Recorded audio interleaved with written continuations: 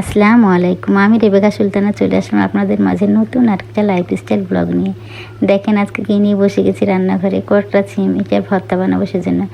আপনাদের ভাইয়া যেগুলো আমি কোনোদিন রান্না করিনি, খাইনি, সেই দুইটা জিনিসই নিয়ে এসেছি। একটা হলো কটরা ছিম আর হলো চিচিঙ্গা। চিচিঙ্গা তো আগের দিন দেখিয়েছি, আজকে কটরা ছিম। দেখেন আমি বলছিলাম কোনোদিন রান্নাও করিনি, আমি কীভাবে রান্না করবো, সেজন্য কিনে আনা। যেদিন কিনে আনে সেদিনই রাত্রে আপনাদের ভাই ভর্তা করেছে। যে ভর্তা করে বলছে এইভাবে ভর্তা করে খাওয়া খুব ভালো লাগে খেতে। আমি সত্যি কোনো দিন খাইনি বা রান্নাও করিনি। এই যে দেখেন এভাবে আমি ছিলেভাবে কালকে কেটে দিয়েছিলাম, বললো আমি এভাবে কেটে দিয়েছি। ভেতরে দেখেন পিচি হয়ে গেছে। এগুলো আমি চামচের মাধ্যমে সুন্দর করে দেখেন এরকম চেঁচে নেব, চেঁচে ফেলে দেবো, নাহলে তিতো নাকি লাগে নাকি এই বিচিগুলো তা বলতে পারবো না। আমি কেটে নিচ্ছি দেখেন এভাবে। ভেতর থেকে যে সাদা পর্দার মতো আছে সেটাও ফেলে দিচ্ছি, দিয়ে একটু সাইজ মতো কেটে নিচ্ছি সেদ্ধ করার জন্য। আমার ভিডিওটা যদি আপনাদের এতটুকু ভালো লাগে প্লিজ লাইক কমেন্ট সাবস্ক্রাইব করে দেবেন। আর যদি ফেসবুক পেজে দেখে থাকেন শেয়ার করে দিয়ে আমার সঙ্গেই থেকে যেতে পারেন। আর যারা অলরেডি এই কাজটা করেছেন তাদেরকে অসংখ্য অসংখ্য ধন্যবাদ। দেখেন আমি সুন্দরভাবে কেটে নিয়ে চলে এসেছি, তারপর ধুয়ে নিয়েছি। ধুয়ে এবার লবণ আর কাঁচামরিচ দিয়ে সেদ্ধ বসিয়ে দেবো। এভাবে আপনাদের ভাইয়া যদি কিনে আনে সেদিন রাত্রে করেছে আর আমি দেখেছি, খেতে এত মজা হয়েছিল। মনে হচ্ছে আগে কেন এই সিমটা খাইনি, সত্যি খাইনি, কখনোই নিয়ে আসেনি। আমি রান্না করতে পারিনি, কোনো দেখেও নি, সেজন্য আনতে নিষেধ করেছে, আনে না। কিন্তু সেদিন রাত্রে দুই রকমই নিয়ে এসেছি, আজকে খাবো। দুইটাই খেতে অনেক ভালো লেগেছে, দুইটা সবজিই ভালো লেগেছে। এই যে দেখেন পানি একদম শুকিয়ে গেছে। এবার আমি সরিষার তেল দিয়ে দেবো।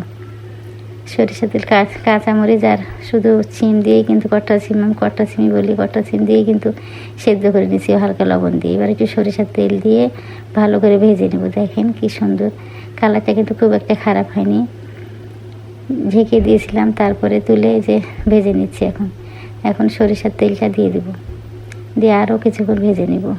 এই যে দেখেন সরিষার তেল দিয়ে দিলাম, দিয়ে কিছুক্ষণ ভেজে নেব। ভেজে নেওয়ার পর তারপরে ঠান্ডা হতে দেব। সুন্দর করে ভেজে নিই। এই সিমটা সত্যি খেতে অনেক ভালো লেগেছে। ভর্তা করেছি, ভর্তাটা যে এত মজা। এবার আর একটু রেখেছি ভাজি করে খাবো, সেজন্য কয়েকটা রেখেছি ভাজি করবো সেজন্য। এই যে দেখেন সিমটা নিয়ে ফ্যান ছেড়ে দিয়েছি, ফ্যানে নিচে ঠান্ডা হোক। এদিকে আমি মরিচটা ভেজে নিলাম, মরিচটা লাগবে সেজন্য। এবার পেঁয়াজ আর কয়েক কোয়া রসুন দেবো, দেশি রসুন।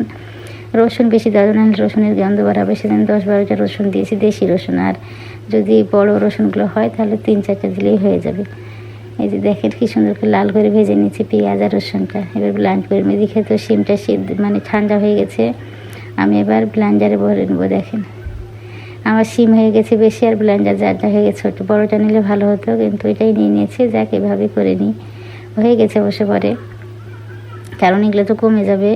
ব্লেন্ডটা একবার ঘোরার দিলেই কমে যাবে। দেখেন আপনারা হয়তো খেয়েছেন, আমি সত্যি কোনোদিন খাইনি। এটা রাত্রে করেছে খেয়েছি, আর এখন আমি নিজে করছি। অনেক সুন্দর হয়েছিল খেতে।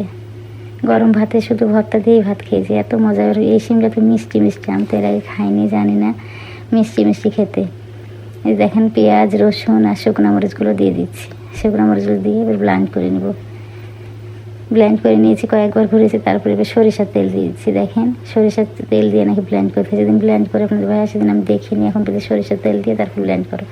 তারপর আপনাদের ভাইয়া ব্লেন্ড করছে আর আমি দেখছি। এই যে দেখেন কি সুন্দর হয়েছে, এত সুন্দর হয়েছে। এটা পরে তেলে দিলেও হয়, কিন্তু তেলে দিইনি, আমি এইভাবেই খেয়েছি। অনেক মজা হয়েছে। এই দেখ কি সুন্দর হয়েছে ভর্তাটা, অনেক মজার ভর্তা এটা। আসসালামু আলাইকুম।